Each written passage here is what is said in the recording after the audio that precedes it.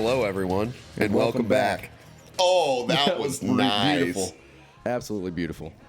Happy Monday. Happy whatever day you're listening to this. Good to see you once again. We're taken in by some Eric Church, Living Part of Life, one of my favorite albums. But happy Monday. Good to see you. Good to see you, too. I heard we had a big weekend for Adam's birthday this past weekend. How much does he remember? Most of it. I would say there are less than 2 hours that I don't recall. You were asleep. You only slept 2 hours. No, I slept more than 2 hours, though it didn't feel like it on Sunday. But we did play a good round of golf on Sunday. We played a round of golf. I'm not saying anything about what I did was good. That was maybe the worst round of golf I have ever played. I had some good hits. You had some nice shots. You carried our team. I did carry the team. Which pains me to say. Like, as somebody who golfs a lot more than Mike, that's upsetting to me to have to acknowledge, but it's very true. Like, from hole one, Mike had a really nice tee shot, had a nice approach shot. Like, from hole one, for me, I hit a house. He did. I drilled a fucking house. And for those of you that don't know, it's not uncommon for me to hit a house. I've hit houses on 3 different holes on this particular course. On the front 9. But this one, the wind was doing strange things. So the wind was a Gustin. We do got to give a shout out to Blaine and Tanner, though, our 2 good buddies who ended up beating us on the 9th hole, and so we ended up having to buy them a beer. So that sucks. Fuck them. They'll never hear this. Yeah, they don't listen to this, so I don't care about giving them a shout out. So maybe they aren't our good buddies. I don't know. They could suck one. Yikes. But yeah. Like Bud Light, suck one. You don't remember those advertisements? Right down the hatch. Right down the hatch. Oh, God. But we saw an annual event that happened over the weekend in the hockey world. And it's always got a lot of fire coming into it, for lack of a better term. A lot of maybe tension. Well, I feel like these 2 departments that we're talking about really don't like each other. They do really not. don't like each other. And so we ended up watching the fire department, New York Fire Department versus the New York Police Department charity hockey game. Yep. And there ended up being 1,000 fights within this game. Is it Madison Square? Is that where they play it at? No, they didn't play it in Madison Square. It was in oh my gosh, Long Island somewhere. Okay. Barstool partnered a lot and built this stuff up. You have the Spit and Chiclet guys there broadcasting the event. You had Big Cat there. They broadcasted it live, yeah. Yes. Great event that they've blown up, but boy, there was some excitement leading up to it in the week, talking about some of the guys who were playing that had some hockey background. Yep. Maybe a Danbury Thrasher in the mix. Yep. For those of you that remember the documentary about the Thrashers, or the Trashers. A couple of years ago. But we saw some brawls. Well, the funniest part was you got 40 seconds left in the 3rd period, and you think it's just smooth sailing from there. The fire department's going to win 8-5, and then all of a sudden, this guy, I can't remember his name off the top of my head right now, comes out of nowhere and gets in a fight with another guy, and the fire department guy ends up just straight up knocking the police officer out. You know what? Those firefighters, you got to keep in mind, I know a couple firefighters. I've got buddies that are firefighters. I know you know people in the public space, the public works department as well. These firefighters, a lot of the time, they're spending a lot of time in the firehouse, just pumping iron. Spending a lot of time in the gym. Waiting for calls. Basically. The firefighter that I know, he has a home gym. He works out at the firehouse. He stays very, very fit. And yeah, if you're just sitting there waiting for calls, you can play video games, you can cook food, you can do that sort of stuff. But a lot of times I feel like they're getting 2-3 workouts in a day. And those guys you don't want to mess with them. And no. I kind of feel bad for the police department a little bit, because you're out on the street a lot. You're out driving your patrol car, and you're not really getting your workouts in as easily as maybe the fire department could be. Well, that's the way she goes. That's the way the cookie crumbles. It is. Cookie crumbles when the boys get to rumble. That's true. But rumbling, hockey, we're seeing the NHL playoffs. We're seeing a couple of things, a couple of storylines that I find extremely fascinating.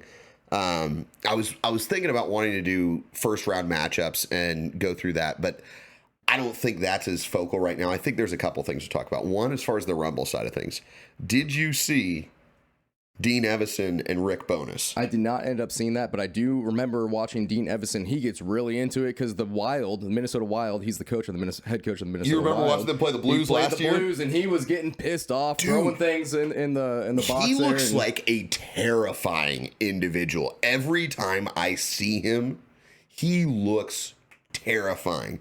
And him and Rick Bowness, the Winnipeg Jets and the Minnesota Wild were facing off last week. And there were some incidents that occurred. And boy, those boys were chirping back and forth between the benches because there's only a small media box. If you haven't watched a lot of hockey, there's only a small media box that separates one team's bench from the other. They're on the same side of the ice. They're close. It's not like football where they're on opposite sides of the field, baseball where they're on opposite sides of the field. They're right next to each other. And most of these coaches are former players. Oh, yeah. Dean Evison played for like 14 years. Right. And the Blues, Craig Berube, he was a badass in Philly. Like, people didn't want to mess with him. I'm not messing with any guy that played hockey. No kidding. They're kind of crazy. But Dean Evison and Rick Bowness were about ready to throw hands and get after each other in the box.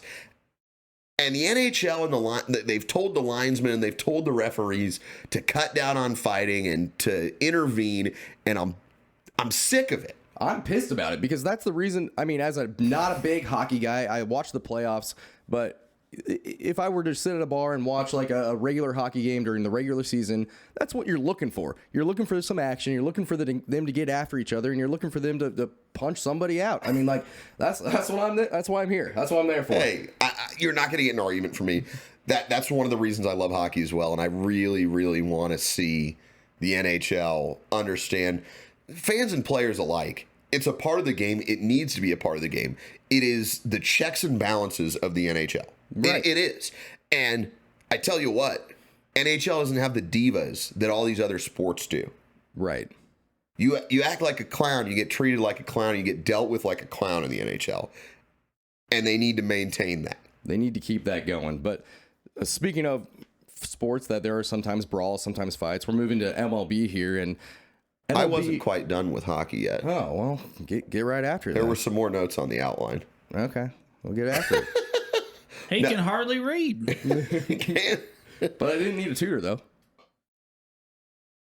That doesn't really go to bat for you here because you didn't read it. I graduated college well above a 3.6. I didn't graduate college at all, but I'm literate. Yeah, wow, Mike. Way to pull out the diploma. I graduated high school with a 2.7, so kiss my ass. But no, the one other thing that I wanted to highlight, and I think is really interesting with this year's NHL playoffs, is they look very different. There are names that we're used to seeing that are not there this year. Sidney Crosby, Alex Ovechkin, two guys that came in the league the same year who are very near the end of their careers, who have both won one or multiple Stanley Cups and have been a consistent contender in the NHL playoffs. They're not there this year, and they might not return before the end of their career. Something to note, something to remember is kind of a changing of the tide. The one other changing of the tide thing that I want to note is the Chicago Blackhawks and longtime 14-year captain Jonathan Toews, 3-time Stanley Cup champion, are parting ways with one another.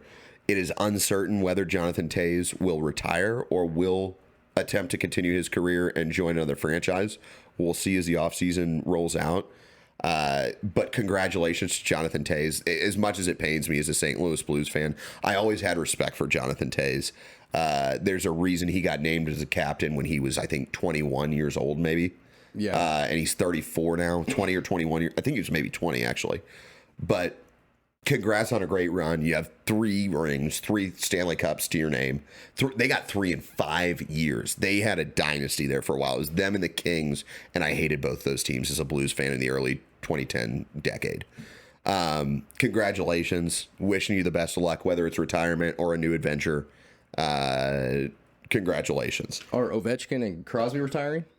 No, none of the 3 have announced that they're retiring. I don't expect Ovechkin or Crosby to retire this year. I think it makes more sense that it would be a natural move for Taves. But Taves is also only 34. So he could have some good years still, or some playable years left in the tank. His prime years are behind him, but I mean, he could still play for at least 2 or 3 more years, hypothetically, if he's feeling healthy. Right. He had some health issues earlier this year, so we'll see where he's at with things.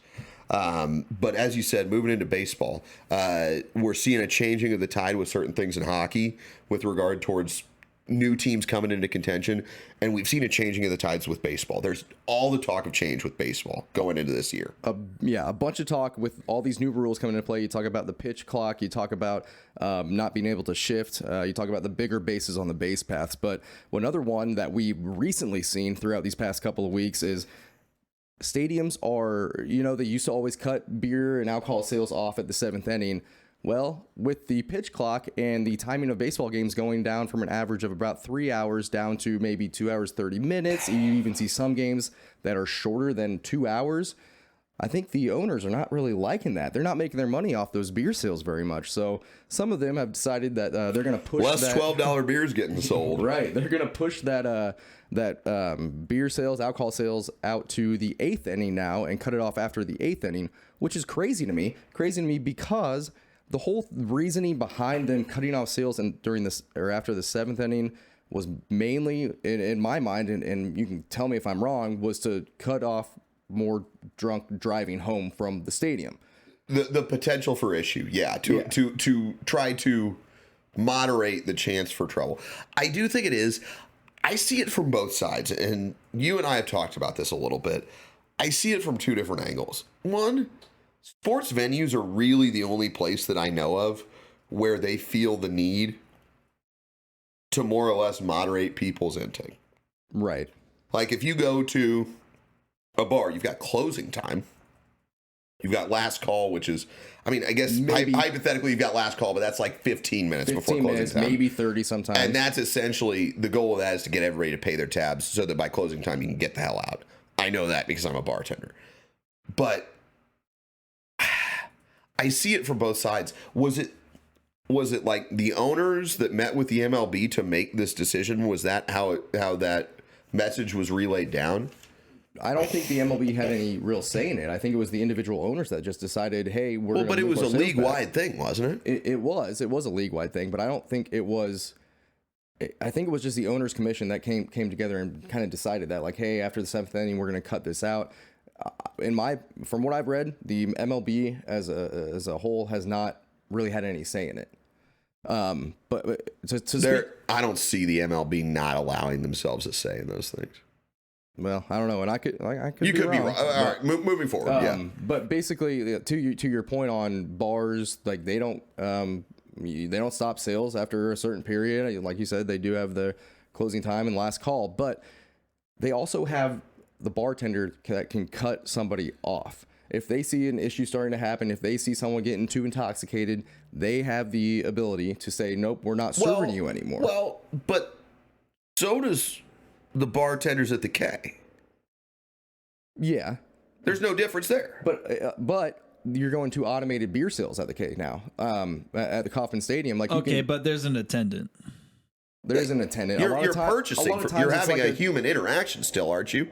No, because you can just go in and set your beer on this automated pay system. It reads what type of beer it is. It reads how much you owe them. You put your card there, slide your card, use your chip. There's no way they're allowing that without somebody getting ID'd.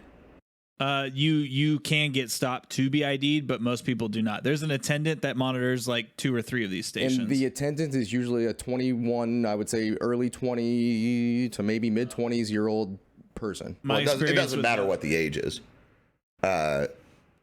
As far as the attendant. Okay. That seems really interesting that they're getting that lax with the accessibility to beer, that they're allowing it like that. I know they're trying to improve the client experience. It is Missouri. Yeah, that's right. Depending on what county you're in, you can have a cracked cold one if you're sitting in the passenger seat, which I'm all for. But, you know, I saw a report that said there was a game that between, oh, fuck, I don't even remember who it was now. It was hour and 57 minutes. Marlins? No, I don't think it was the Marlins. It was two good teams. It was the Angels and the. It was a hella short game. It was an hour and 57 minutes. An hour and 57 minutes. Which you think about, these games have typically been 2.5 to 3 hours. If I'm an owner and I'm losing that much money, like, you're losing a whole hour of beer sale, of alcohol sales. Potentially. And food sales. Well, no, they don't cut off. Well, I guess they just shut down the concessions for the most part. I think yeah. Like, technically, it's not food that they're worried about, but nobody's going to buy something in the 8th inning if they're getting ready to leave. That's true. As far as food. Food consumption. The degenerates will still get their alcohol, which, fine. If you want to buy a $12 beer in the 8th inning, have at it. Go ahead. Marlins and Twins on April 4th played a 1 hour 57-minute game. Okay. I think there is a shorter one. I was saying, I'd seen one about the Angels and somebody. It was maybe like Yankees Angels. Either way, it's crazy how these rules Phillies, have Angels, come about and really, changed the entire game of baseball, changed the fan experience. And for me, like, I was going to say, beer hours aren't really changing the game of baseball. But I feel like it cuts down on the fan experience. If you're going to the K and you're only going to be there for 2 hours, or going to a baseball stadium, you're only going to be there for 2 hours. Here, I'm going to stop. Paying all this money for a ticket, hold on. You know where I'm going. I'm going to stop you right there. If you're going to the K, you've only been going for 2 hours for the last few years anyways, because by the 7th inning, the Royals are getting their absolute ass kicked, and you're like, I'm out of here. I can't buy beer, and this game is over. The Royals have sucked the last couple of years. I'm not gonna argue with you on that. But like, to your point, you feel like you're getting cut a little short because you pay all this money for a ticket, which tickets all probably aren't that much. But then you got to pay $25-$30 for parking as well, and then you get in the stadium. Is it up to $30? I think Royals games are up to $30 now. It was 8 years ago. If you buy them online, God, I'm an old man, but I hate it. If you buy them online beforehand, I think they might be $25. But I think if you buy them at the gate, I haven't gone to a game yet this year. $27 through Parkwiz. I'm not buying it. The one thing I've learned about parking passes and anything like that is I'm not buying it through anybody except somebody who has the physical parking pass or the actual vendor themselves, the MLB. The NFL, like MLB, actually, the one thing I do like about them is they've got the MLB Ballpark app, which seems to do a pretty good job. They are running a special right now for a lot of games because no one's going to them. They're going to be running specials all year. It's $40. Get 4 tickets, 4 hot dogs, 4 sodas or small bottled waters, and parking for $40. Yeah, and that's for 4 people. That's obviously insane. These are only select home games, aka probably not while they're playing the Yankees or the Red Sox or any of those bigger name teams. You're going to pay this, like, the Braves this weekend was going to, I guarantee, was one of the probably 4 biggest weekends for the Royals this year. Probably. Because they only play, the Braves are one of the best teams in the NL. They have a large following, and they only come to Kansas City maybe once every 3 or 4 years. Right. This weekend, and the Royals did not have if you're a Braves fan, it was a great weekend for you. Royals did not have a good showing. You saw a sweep, and you only saw one close game. The 2 of the 3 games, the Braves were dominant. But I think I get it from the owner's standpoint. You're losing a lot of revenue with how much shorter games are. And at the end of the day, like, right or wrong, we're adults. We are adults. And it's our job to make sure. Now, I get mitigating risk, but when it comes to mitigating risk or eliminating profit, I can tell you what corporations are going to do 10 times out of 10. Yes, but I mean, I saw a video earlier today in the Chicago White Sox Stadium where there was a big brawl going on up in the stands, and I mean that's Southside Chicago. So Southside Chicago fans, that would have happened in the second inning with no booze. Nothing new, but like obviously there was booze involved in that, and so like it's all about mitigating risk, and it's all about not if you're a business owner. The whole idea behind it though was about public safety, right? And so, like, they're not keeping public safety in their mind's eye when they're extending those alcohol sales to the They weren't keeping public safety in mind when they put a baseball team in Southside Chicago. That makes sense. But speaking of brawls, speaking of more fighting, let's move on to the UFC. We had first UFC event ever in Kansas City, held at the T-Mobile Center, formerly the Sprint Center. But from what I saw, it was real packed in there. Like, they sold that thing pretty much out, and it was a really good fight. You had a big name there. You had Max Holloway, and he ended up winning. And then you also had this guy named Edson Barboza. Edson Barboza knocked his opponent out in literally the first round. Within the first couple of minutes, they get into a fight, obviously with UFC, and the dude comes at him. Barboza takes a kick to the chest, takes a punch to the face, and then Barboza just slams this guy with his knee, and the dude just knocks out cold.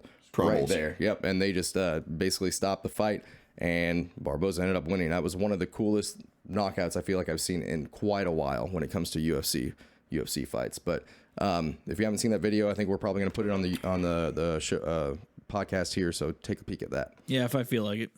And you know what? It is exciting. The one thing that I know we've been talking about and highlighting, and we're going to dig into another event here coming up, but I don't know if the Kansas City Sports Commission was specifically responsible for bringing the UFC to Kansas City, but the Kansas City Sports Commission has done such an incredible job. Kathy Nelson is the head of the Kansas City Sports Commission, and huge shout out to her and her team for doing everything they've done to bring a draft to Kansas City, to bring the World Cup to Kansas City. Women's soccer, building the new stadium down absolutely. there. They've done incredible things. We're waiting to see what's to come with the downtown stadium. But so many exciting things have been happening in the sports world in Kansas City over the last 18 months. And excited to continue to see what Kathy Nelson and her team do to put Kansas City on the map and to keeping us relevant. So exciting things from that standpoint. And talking about kind of feel good, talking about happy stories. I've been doing Dick of the Week for a number of weeks now, and I decided that I wanted to pivot a little bit this week and talk about the happy story of the week, the fan favorite of the week, for lack of a better term. And it's very rare that I would recognize a Los Angeles sports franchise or a major sports franchise and build them up for something they did. But in this case, I saw a storyline come across when I was scrolling social media earlier this week, and it was something that I'd seen. I'd read about the story years ago.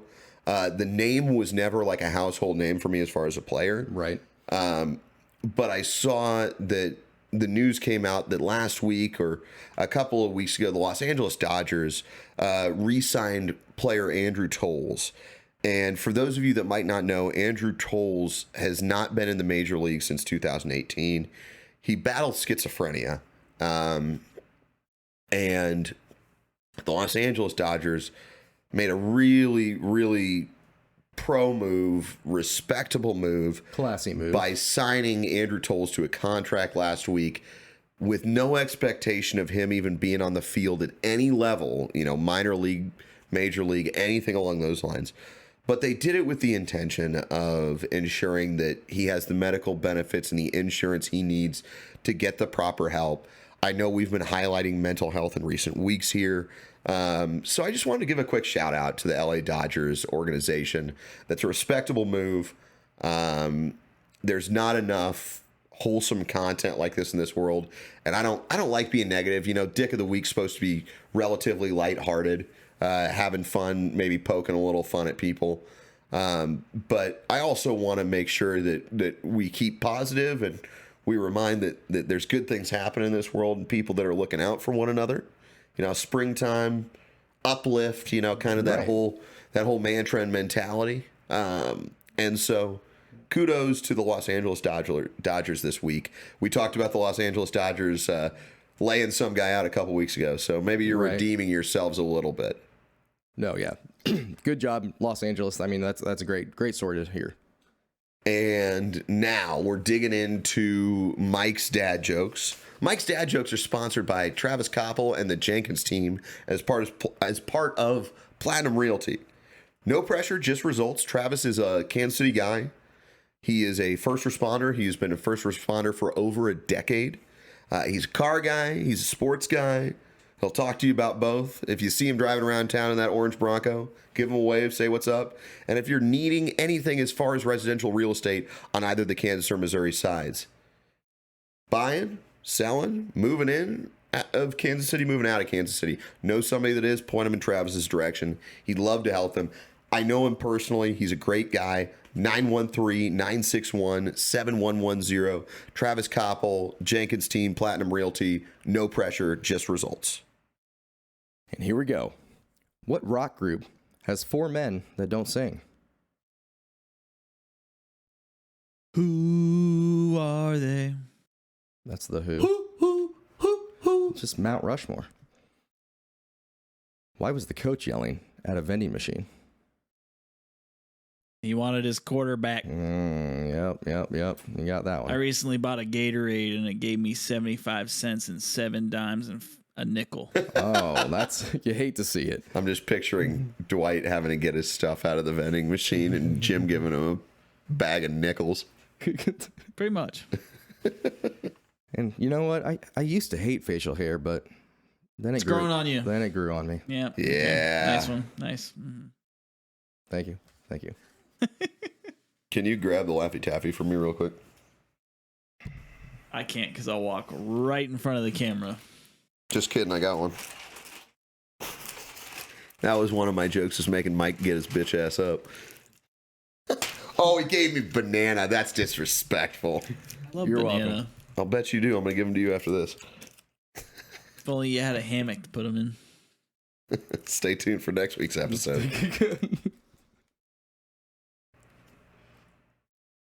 Why did the skier bring wipes? Casey shit his pants. He didn't want to leave tread marks or skid marks. Because he didn't want to wipe out. God damn it. What tunes do cows enjoy? Music. He got it. Nice.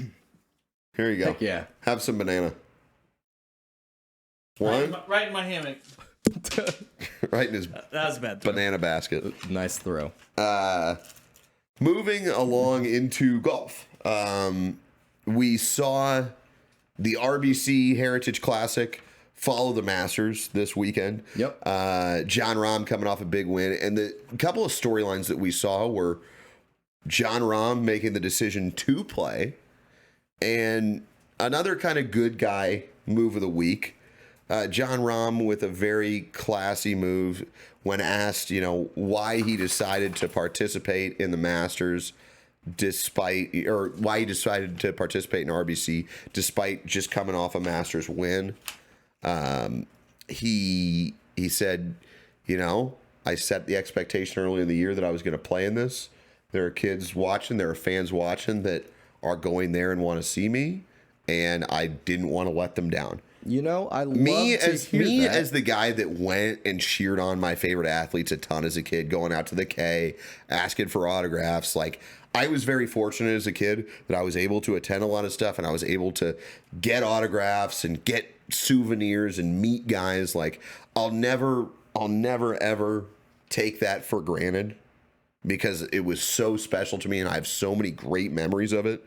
So that pulls at my heartstrings. And then you look at Rory, and I'm not trying to bash Rory. I like Rory, but Rory decided not to play. Lost out on $3 million for not playing in that event. Right. He got fined, right? I don't know if it was fine or it was like loss of guaranteed money due to contractual. I don't think it was technically getting fined. But I think as part of his deal with the PGA, He had committed to the RBC. Backed out of it. And yeah, I don't imagine there are many people who are going to lose $3 million for not participating in an event. Right. You've got to be at a pretty high level for the PGA to be valuing your attendance and your participation that much. But Rory is one of the faces of the PGA. Definitely. As is John Rahm. But John Rahm's really made himself that more recently. And you talk about this, and then when you look at NBA load management, which we talked about a few weeks ago. Management. Really proud of John Rahm for taking that stand and saying those words about why he ended up playing in that. Because, I mean, we highlighted it with the NBA just a couple weeks ago, how it was stupid stupid for the fans, stupid for the kids that want to go out there wearing their jerseys, wanting to get those signatures, just like you mentioned. And well, the thing about golf, like the one thing about NBA, like they could still get autographs. You could still see your favorite player. That's true. Like Rory just didn't show up. Well, and golfers aren't going to show up if they're not participating. Right. Like, but to your point, yeah, class act of John Rahm. We did get some information surrounding Will Zalatoris this week that we will not see him for the remainder of the 2023 PGA year. He had back surgery. He will be rehabbing for the remainder of the year in preparation for the 2024 season. There's a lot happening. I want to say that I don't know if they've announced him for the Monday League yet, as far as the TGL. Right. But I wouldn't be surprised if his name is in the running for that, being a younger golfer, being one that is a favorite of younger fans as well. Yep. I will be interested to see what kind of year Will Zalatoris comes back with next year.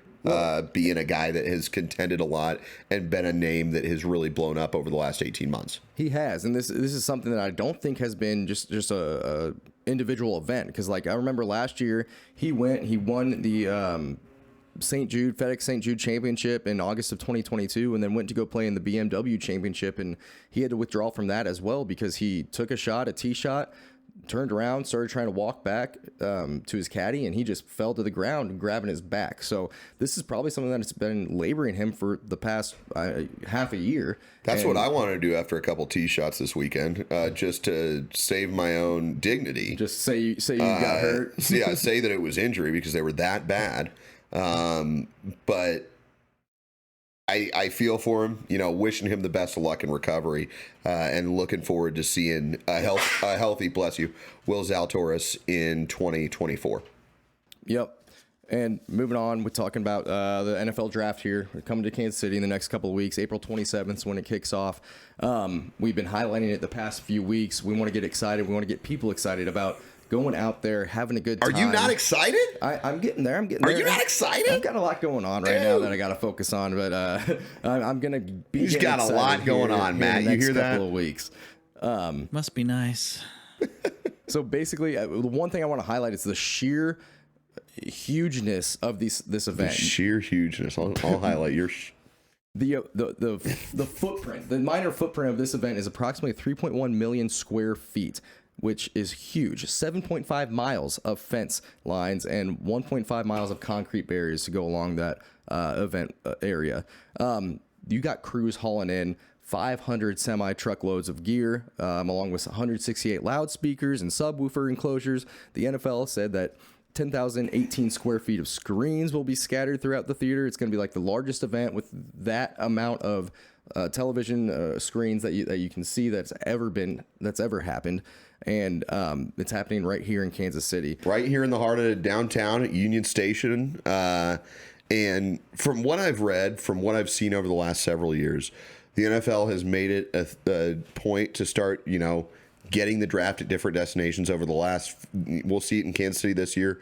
Over the last 3 years, we've seen it in Nashville, right on Broadway, in Cleveland, and in Vegas. Yep. They've all been successes. Yeah. And all the reports from all three of those cities have been great successes. The cities were fantastic hosts. And it gets me excited because I know Kansas City is a class act city. The way we do things the right way. The hospitality that we show. I know for me, it was opening day a couple weeks ago, and I was walking Reggie down in my neck of the woods through River Market, through the actual city market area.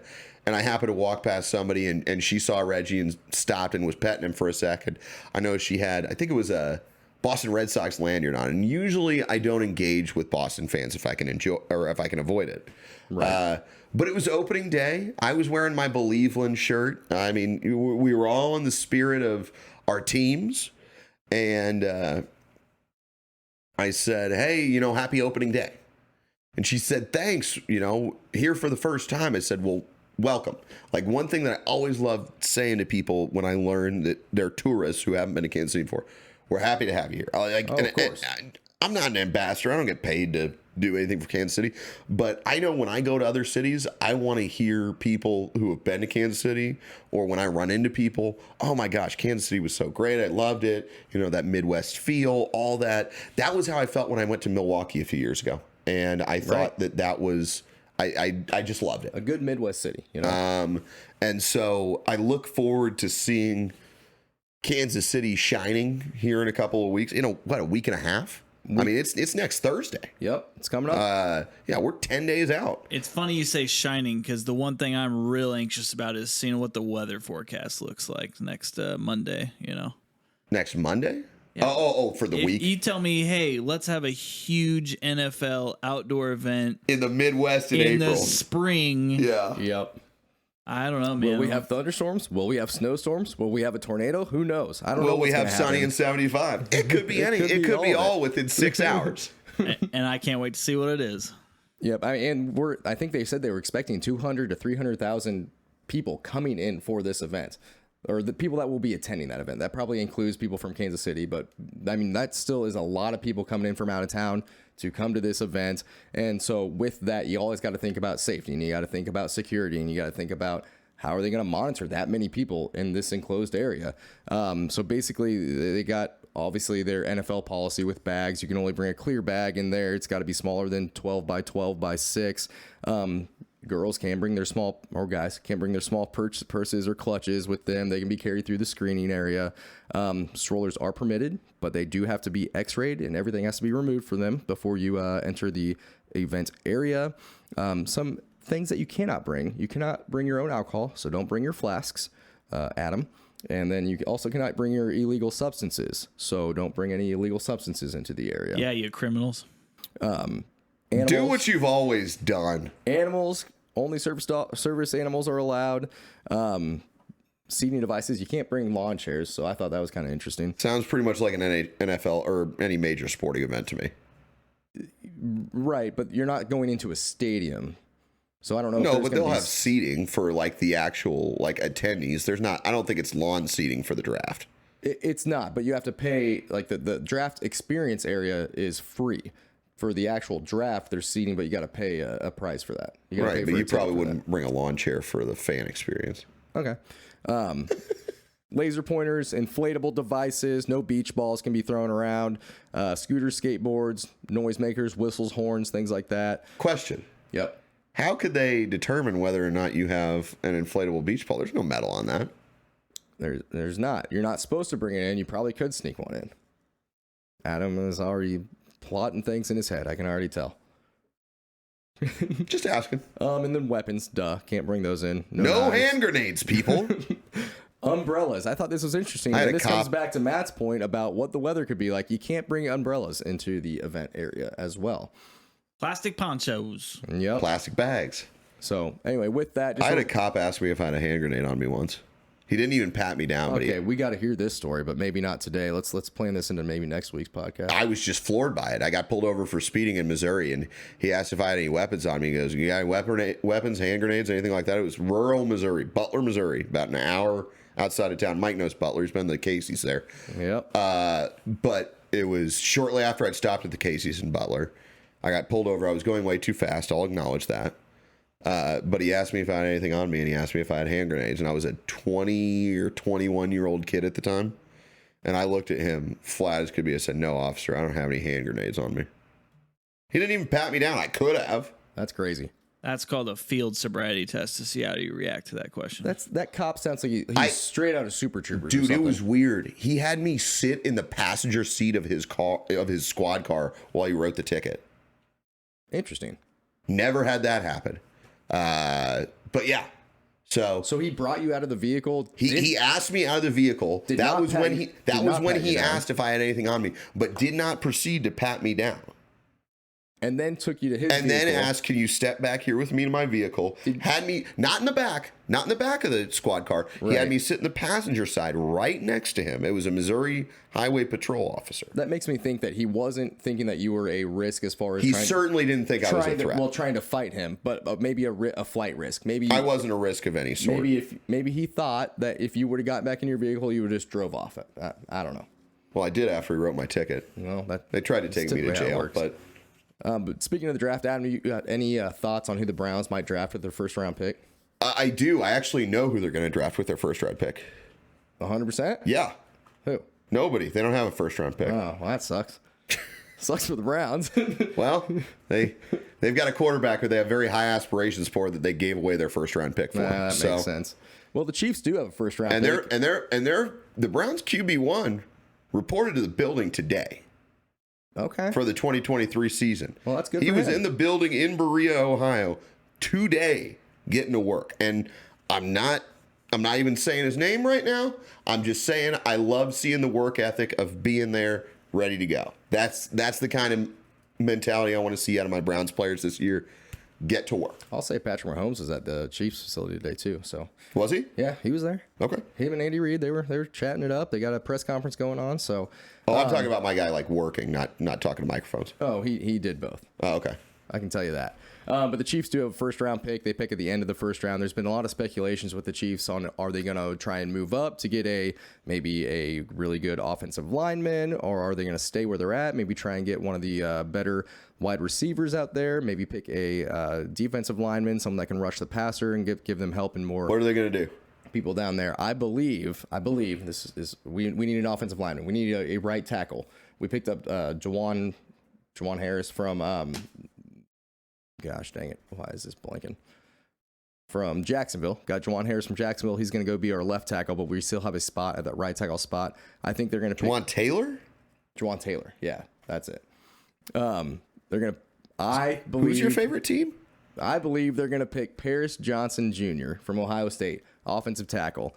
He's been ranked exceptional on run blocking and awareness, ranked above average in pass blocking and toughness, and there's a lot of upside to this pick, and the Chiefs need a right tackle, so Chiefs go out and make me right, get Paris Johnson Jr. I'm looking for the Browns to pick up a middle draft running back. I want to see us beef up our O-line. I would like to see maybe a linebacker drafted. I think we've shored up the defensive line. And I think our wide receiver core looks good. So that's what I'm expecting for the Browns out of the draft, to put it briefly. I will say picking up those mid-round running backs is a great pick. Chiefs have done it a couple times. Kareem Hunt, mid-round. He was a third-round pick. He ended up being a great running back. And Isaiah Pacheco, he was actually a sixth-round pick, and he ended up being a Super Bowl winning running back for us and started in the Super Bowl. So, but, yeah. And with that, it's time for Matt's Hostile Takeover. And as you know, Matt's Hostile Takeover is sponsored by Extreme Pool Renovation and Construction by Jerry Downs. Jerry Downs is a master craftsman. He and his team have been renovating and creating unique pool designs in the Midwest for many years. The attention to detail and the level of customer service are second to none. Jerry and his team will come through for you like no one else. Ask Jerry about the other services he can offer too. Extreme Pool Renovation and Construction, when good enough is not good enough. Give him a call at 816-738-3118 or reach out with an email at extremepoolsbyjerry@yahoo.com. Today's Hostile Takeover, I'm calling the Extreme Groundhog Day, okay? And that's because a few days ago, a 50-year-old Spanish woman who was an extreme athlete and climber finished spending 500 days in isolation underground. Take that, Aaron Rodgers. No kidding. Based on some of her statements, too, she seems to have thoroughly enjoyed the experience. I think sounds like a weirdo to me. I'm curious about this. Go on. I think she had less stress, less worries. Food was delivered to her regularly. She was in a cave large enough where she could work out. She knitted hats. She had a team of scientists monitoring her Did health. she have light? She did. She had flashlights. She had artificial light. She was able to read books, knit hats. So she essentially had like an apartment underground. Yeah. So probably bare bones, but yeah.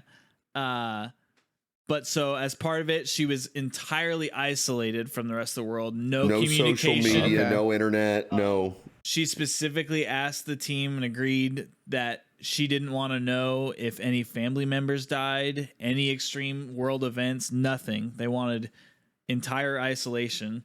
I get that. And like I said, it seems like she enjoyed it. Seems like that would be a nice retreat for some, but 500 days. That's yeah. I have to imagine that's like a hellish nightmare for a lot of people. I don't think I would ever do that. Heck no. Well, you've certainly got to be an isolated individual and very at peace with spending time alone.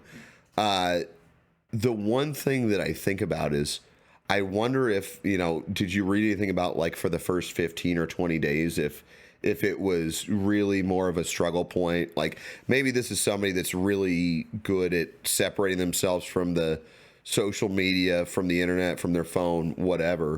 It sounds like she's very. I think for sure. For one, she's older, so like she didn't grow up with social media. Yeah, I would think for like the first at least couple of weeks, just the transition period of knowing this is all I'm doing for a year and a half. Well over a year, yeah. For almost a year and a half. Yeah, but so like I mentioned, like this was a scientific study. What was the goal of it to learn? Just what her mental state was and how it. So it was a great opportunity to learn the effects of extreme isolation and lack of sunlight. So there was no natural light in this cave. Oh yeah, I didn't think about it from the all artificial light. I'm not sure what her diet was. I could not find a lot of information about her diet. I'd be curious about that too. I know at one point she said she could not shake this craving of wanting roasted chicken real bad. So she must not have been able to eat whatever she wanted. She wasn't placing orders on a nightly basis. Yeah. Yeah. I imagine a lot of it had to do with thinking about space exploration of like limited meal options. MREs, things like that. Yeah. Lost in space kind of thing, or inhabiting a planet by yourself while you wait for someone to get there.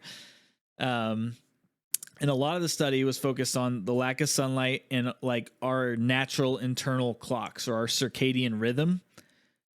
During this time period, she completely lost track of time. And after a certain point, she said it perpetually for the entire experience felt like 4 a.m. Interesting. Where you're alert, you wake up, you're alert, it's too early. You're not supposed to really be doing anything yet. The sun's not up yet, though, and you're just kind of waiting. But right? you can't fall back asleep. Did it say anything about her sleep cycle? I think she slept somewhat normal. I didn't find details as far as did she sleep less or more. But she lost track of time. How many days into this 500-day stint do you think she made it before she lost track of time? Oh, man. Well, without having any natural light or any way of knowing, I think for me, I don't think it would take. I would think. Well, and now this isn't to say that she was accurate with her right. point of time. It's that she stopped even trying to figure out or think about so what time I feel like was. it would get skewed little by little. Like right. you'd be on a somewhat normal sleep schedule. You're like, all right, I've got a pretty good idea that I got here 4 hours ago or whatever. Yeah, and when I say lost track of time, I think she has she can no longer figure out know what day she it was even. She doesn't know what she lost track of and where it was with regard towards things. I would say it probably took a week or less. I was going to say 2 weeks, but I don't know. I think she made it to day 65. Oh, no shit. Yeah, before. But think about how many more days are left before 500. Was she like marking days on the cave wall there? Like, hey, I think this has been a day. I think this has been a day. I imagine so. Did she don't know. feel? Sorry. I'll let you finish what you were saying. I didn't have anything. Go ahead. Did the articles that you read give any indication that she felt concern or care about what time of day or how far along she was? No, I think she did really well. In fact, I think there was a little bit of a sense of like bummer that it was over when she got pulled out of this. She got pulled out of this, thrust into the sunlight. You know, they pulled her out of the cave in the middle of the day. Like, come on, couldn't you pull her out at night, give her a little break? Haven't seen sun in 500 days. Yeah, Jeez. she looked a little bit like a baby rabbit or squirrel. Hasn't even opened their eyes yet, just really squinting. Yeah, you know, natural sunlight, I'm sure, would rock you after Yeah. 500 was days. Was she given like bathroom essentials, like I don't know, a razor to shave her legs, or I don't think she was worried about her leg hair, Mike. But my God, I'm so glad you're She left her mustache too. So thoughtful, Mike. No, but they removed her Garnier Fructis. They removed her waist every 5 days. It's like it was like Adam said, it was more like an apartment sort of living thing. How did the top half of her body work with the bottom half if they removed her waist? There's a dad joke for you. Okay, but your waist is just the middle part of you. I know. I didn't say from the waist down. I said removed her waist. I know. I said, how did the top half of your body work with the bottom half? They removed the waist. It's the middle of you. Was she given say she started freaking out on day 100 and she was like, I need out of here. Did she have that option to take leave? I think there was a panic button, much like Aaron Rodgers' 4-day stint or whatever he did. But she said she never felt the need to push it. She did say there was like one brief period where she was a little more anxious, but it got through it just fine. And okay, I mean, for 500 days, talking about one incident. Yeah, who knows? Maybe she doesn't remember the rest. I dream of going a 500-day period with just one incident. Yeah, exactly. I will disclaim, and I don't know if it's worth mentioning, but she did spend 8 days above ground in a tent while the IT guy went down there and fixed the network router. Because that was how they communicated with her. And apparently the router wasn't built to sit in the cave for 150 days. That makes sense. But watch out for the AI robots. They're going to take over, man. Yes, they are. Is that a preview to next week? Maybe. No, I just cracks me up how often humans got to turn something off or on or fix something or maintain something, and everyone's like, AI robots. Damn you, Will Smith. Yeah. And with that, we say adieu. We bid you adieu for another week. Thank you for joining us. It's been a good week, and we look forward to all the excitement coming within the next 10 days to our sweet home here in Kansas City. And in the meantime, remember, there's always next year. Boom!